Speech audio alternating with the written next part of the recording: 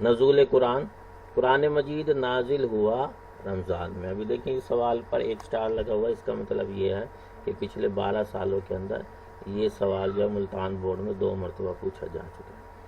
اسی کا ایک دوسرا اینگل ہے کہ جی نزول قرآن کا آغاز ہوا رمضان میں، یعنی اس دوسرے طریقے سے بھی اس سوال کو پوچھا گیا۔ قرآن مجید کس اسلامی مہینے میں نازل ہوا؟ رمضان المبارک میں، شب قدر کی رات۔ قرآن پاک نازل ہوا، یہ نزول قرآن مجید کی مدت ہے 23 سال۔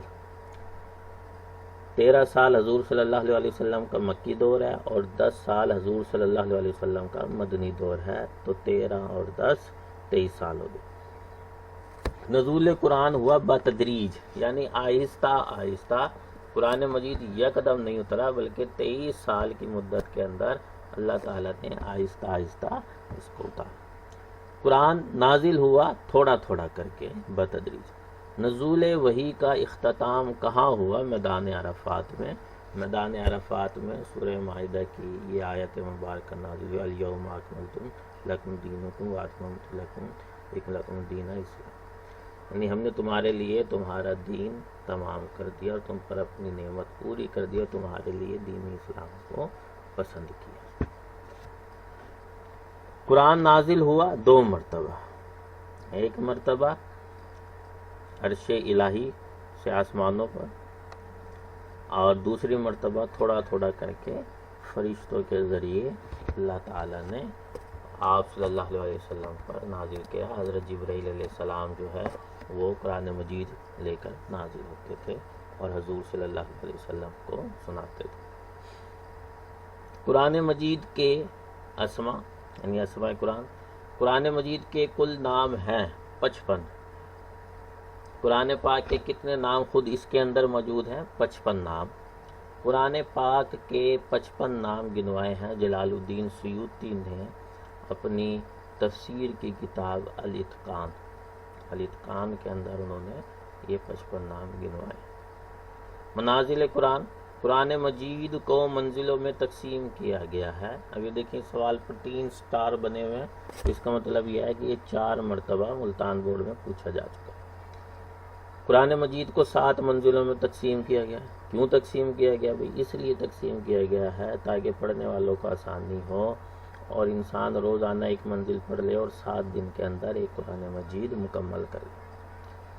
منازل قرآن کی تعداد ہے 7۔ قرآنی سجدے، قرآن مجید میں سجدوں کی تعداد ہے 14۔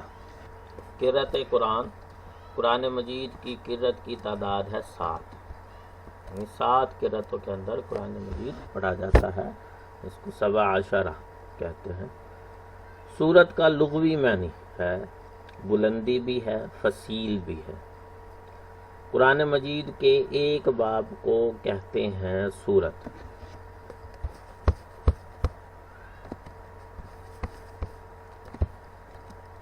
قرآن مجید کی سورتوں کی تعداد ہے 114۔ قرآنی سورتوں کو تقسیم کیا گیا ہے 2 حصوں میں، ایک مکی صورتیں اور دوسرا مدنی صورتیں۔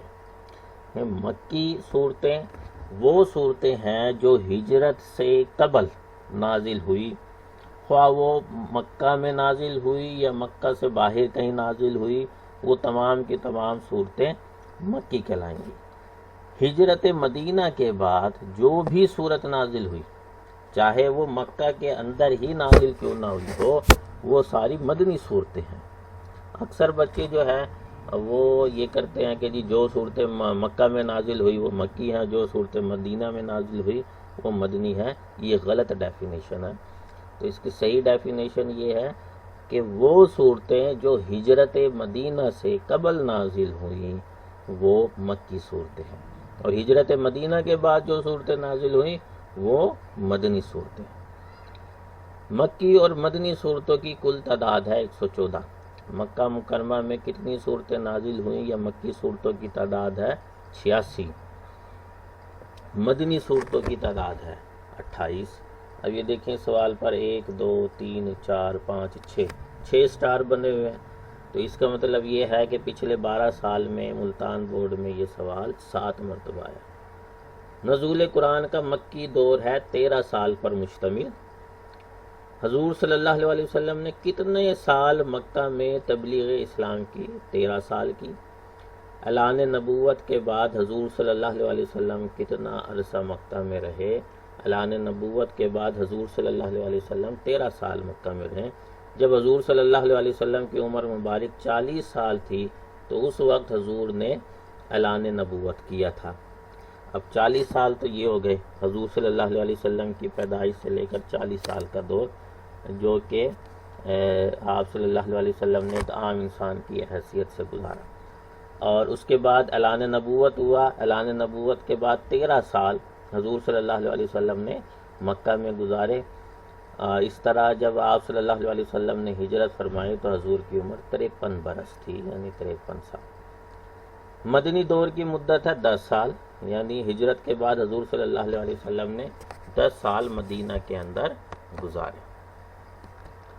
جہاد کے احکام ڈیش صورتوں میں ملتے ہیں۔ مدنی صورتوں کے اندر جہاد کے احکام ملتے ہیں۔ یہاں پر یہ جو جواب مکی صورتیں لکھا ہوا ہے یہ غلط لکھا ہوا ہے، اصل جواب جو ہے وہ بی ہے، مدنی صورتیں، کیونکہ مکہ کے اندر جہاد کے احکام نازل ہی نہیں ہوئے تھے۔ جہاد کا حکم حضور صلی اللہ علیہ وسلم کو 2 ہجری میں ملا۔ غزوہ بدر اور جتنی بھی جنگیں ہیں وہ ساری 2 ہجری سے سٹارٹ ہوتی ہیں، تو یہ مدنی صورتیں ہیں۔ جہاد کے احکام مدنی صورتوں میں ملتے ہیں۔ قرآن مجید کی وہ صورت جس میں بسم اللہ 2 مرتبہ پڑھی جاتی ہے وہ صورت نمل ہے۔ کس صورت میں بسم اللہ نہیں لکھی گئی ہے؟ وہ ہے صورت توبہ۔ صورت توبہ کا آغاز جو ہے وہ بسم اللہ سے نہیں ہوتا۔ صورت توبہ کا دوسرا نام ہے سورہ برات۔ قرآن مجید کی سب سے بڑی یا طویل ترین صورت ہے سورہ بقرہ۔ اس کے اندر 286 آیات ہیں اور یہ تقریباً 2.5 پاروں پر مشتمل ہے۔ قرآن مجید میں سورت بقرہ کا نمبر ہے 2۔ پہلی سورت فاتحہ ہے اور دوسرے نمبر پر سورت البقرہ ہے۔ قرآن مجید کی دوسری سورت کا نام کیا ہے؟ دوسری سورت سورہ بقرہ، پہلی سورت فاتحہ، دوسری سورہ بقرہ۔ قرآن مجید کی مختصر ترین سورت کون سی ہے؟ سورت الکوثر، جس کے اندر صرف 3 آیات ہیں۔ سورت الکوثر کی آیات ہیں 3۔ مکی صورتوں کی ایک خصوصیت ہے کہ اس کے اندر اختصار ہے، یعنی یہ چھوٹی صورتیں ہیں، نہ تو طویل ہیں نہ ہی بڑی ہے، تو یہ چھوٹی صورتیں ہوتی ہیں۔ آپ نے 29ویں 30ویں پارے کے اندر دیکھا ہوگا کہ وہاں پر چھوٹی چھوٹی صورتیں ہیں۔ سورت الکوثر چھوٹی ہے، سورہ معون چھوٹی ہے، سورہ اخلاص ہے، سورہ کافرون ہے، سورہ ناس ہے، تو یہ ساری چھوٹی صورتیں ہیں۔ تو یہ مکی صورتوں کی ایک خصوصیت ان کا اختصار ہے۔ قرآن کریم کی آیات اور صورتیں باہم مربوط ہیں، یعنی ایک دوسرے کے ساتھ جڑی ہوئی ہے۔ ایسا نہیں لگتا کہ جی اس کا مضمون پچھلی آیت کا مضمون الگ ہے اگلی کا الگ ہے، تو وہ ایک سیکوینس کے اندر ہے۔ آیت کے لغوی معنی ہے نشانی۔ قرآن مجید کی کل آیات ہیں 6666۔ اب یہ ایک ترتیب چلی ہوئی ہے مختلف کتابوں کے اندر کہ 6666 آیات ہیں، لیکن جب آپ اوریجنلی آیات کو گنیں گے تو ہر سورت کی تو وہ 6236 آیات بنتی ہیں۔ مکی صورتوں کی آیات کتنی ہیں؟